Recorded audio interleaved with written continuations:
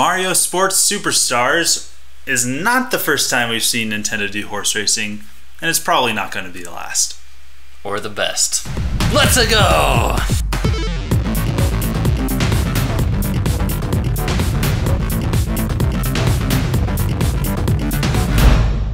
This is a requested episode from Mr. Glenius Maximus Prime. Oh, yes. Who wanted us to talk about EVR Race. And don't worry if you've never heard about it. That's what this episode is for. Yeah. Had you heard about it?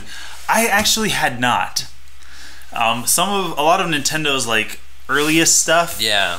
Well, people say, we'll say like, Color TV game was their first, and then they're like their first video game. And then there's like 5 other random things that you like can bring up and be like, oh, but this and this, and it's like we gotta talk about some of the old history stuff just so that we can be educated and then we can share our info with you guys that we find. Totally. So this is as far back as it goes? Debatable. I know. It's always debatable. It's like, well, what do you count as a video game? Okay. So. Well, in 1975, Nintendo made their first arcade cabinet. And yeah, I think it's their first arcade cabinet. And it stands for Electronic Video Recording System, which was a lot like film or VHS, but it was new technology. And Nintendo used it for a game, and this was made by Genyo Takeda-san. And basically, up to 6 players gather around, you watch some horses or cars. You pick. Horses or cars race, and you vote on them, and you put a quarter in. Vote. Now, do you get quarters out, or is it like tickets out? I wasn't able to find as much information. I don't know what the reward was. It could have just been flashing lights. Really? I don't know. We don't know. Like that's one of the crazy things about stuff like this when you get so far back is the lack of evidence that these things exist. I mean, obviously they existed, but like how they worked and what it was like. Not many people know what it was like. I guess they all died, probably. The people? Yeah.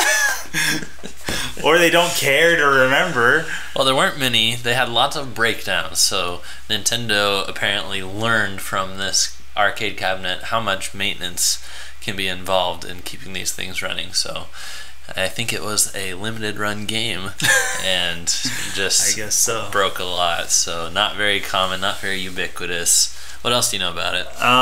Well, I know that with the technology, like we said, it's not a cartridge or a circuit board or anything. Yeah. Well, I'm sure it had some sort of circuit board, but it was like a almost reel-to-reel looking film thing. Right. So the graphics were probably pretty funky. Yeah. Like the horses, I saw a picture, not a movie, of the horses, and it looked really kind of cheesy. But what did it look like? It looked like, okay. Do you know? Show me.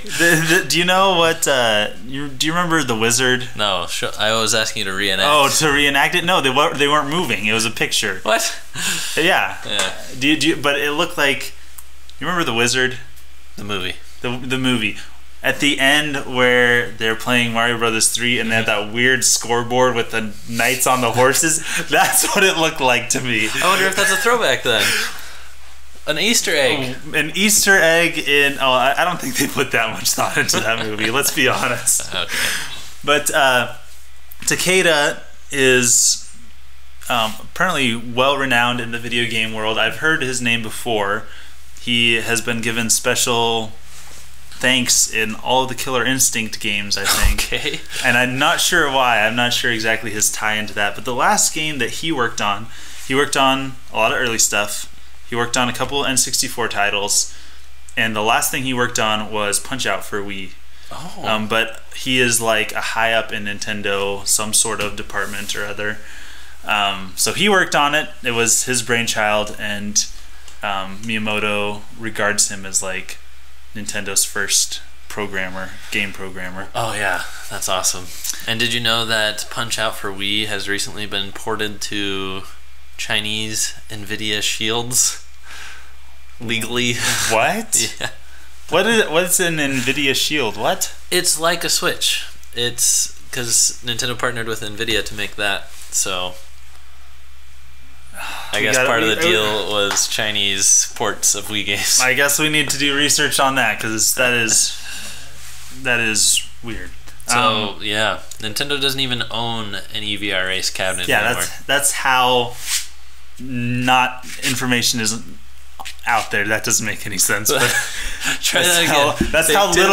That's how little information is out there about this title, this arcade game. Now, the first thing that came to my mind when I researched it and found out what it was about, you predict the horse that wins, is there must be some way that you can learn the game. So that's why I was wondering, like, do you get tickets out? Do you get one of the quarters back? Yeah. Two of the quarters back? Yeah. And I'm guessing, like, I don't know if you guys know about the game Press Your Luck. Do you know? No, but I just had a thought also that it couldn't have been quarters, because that would be gambling, right? Yeah, but I don't know how much they police that or knew Back about then. that, or it might be tickets. I don't know. So what did Press Your Luck do? Press Your Luck is a game where you gotta, I think, answer a trivia question or something, and then you press the little, you get spins, and you press the button. Luck. Yeah, you press the luck button, and then it lands on something, and if you get a whammy, then you don't get any more. But this guy watched old episodes, he taped episodes, and learned that there was like 4 or 5 patterns that they used, and he memorized when to press the button. Nice.